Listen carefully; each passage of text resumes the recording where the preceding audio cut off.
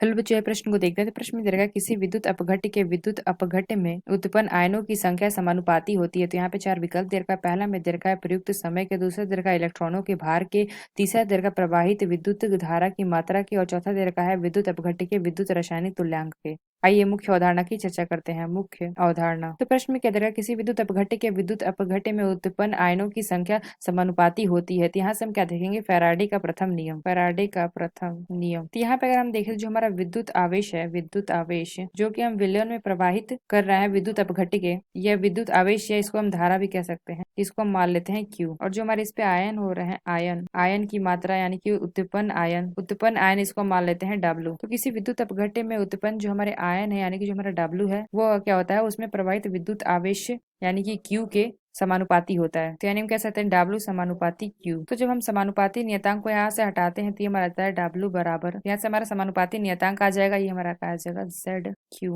यहाँ से अगर हम देखें तो हमारा Z है, ये हमारा क्या है, विद्युत रासायनिक तुल्यांक। तो प्रश्न में से क्या पूछा गया था, विद्युत अपघट्य के विद्युत अपघट्य में उत्पन्न आयन की संख्या समानुपाती होती है। तो किसकी समानुपाती होती है, यहाँ पे हमने देखा आयन में उत्पन्न, इसको हमने W माना, तो ये हमारे समानुपाती होते हैं विद्युत आवेश या धारा के। तो यानी हम कह सकते हैं कौन सा विकल्प हमारा सही होगा, जो हमारा C विकल्प दे रखा है प्रवाहित विद्युत धारा की मात्रा के। तो हम कह सकते हैं जो हमारा C विकल्प है, यह विकल्प हमारा सही होगा।